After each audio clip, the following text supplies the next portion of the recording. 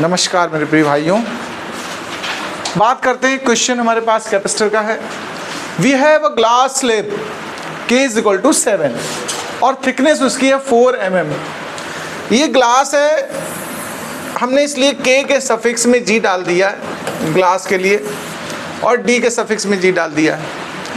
ऐसे ही हमें माइका का K गिवन है और थिकनेस गिवन है। फिर हमें अंबर प्लेट गिवन है, उसकी थिकनेस गिवन है। थिकनेस पे नज़र रखिएगा, ये mm में थी पहली वाली, दूसरी थिकनेस भी हमको मिलीमीटर्स में गिवन है देखो, बट ये वाला हमें किस में गिवन है? सेंटीमीटर। इसको जब आप कन्वर्ट करेंगे तो 10⁻⁻2 से मल्टीप्लाई करेंगे, ये सब मीटर में कन्वर्ट हो गया।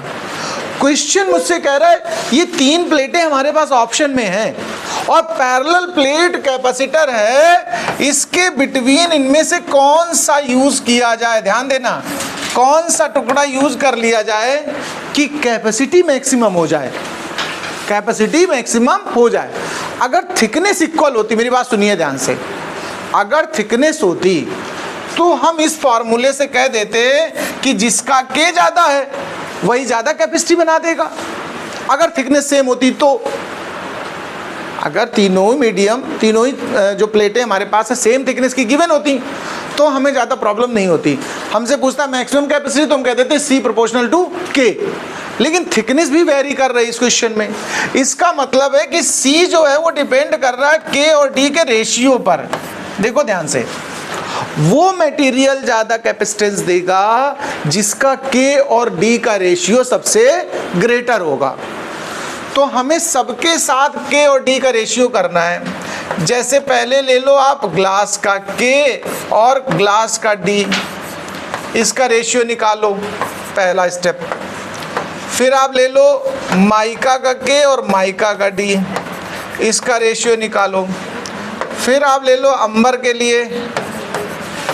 देखो मेरी बात को सुनिएगा ध्यान से, ये रेशियो तीनों फाइंड कर लो आप। जिसका बड़ा रेशियो आएगा वही ज़्यादा कैपेसिटी देगा। जैसे अब चलो इसको सॉल्व करते हैं। तो जब हमने यहाँ यूज़ किया इसको, देखो जरा ध्यान दो, kg/kd, kg हमारा 7 है और इसकी मतलब D मतलब थिकनेस की बात कर रहे हैं हम लोग D। तो इसकी जब D यूज़ करेंगे तो क्या लेंगे? 4 × 10⁻³ है तो ऊपर जाएगी +3 हो जाएगी, और 4 × 1 = 4, कितना बचा? 3, 30, 4 × 7 = 38 और ये 5 जा।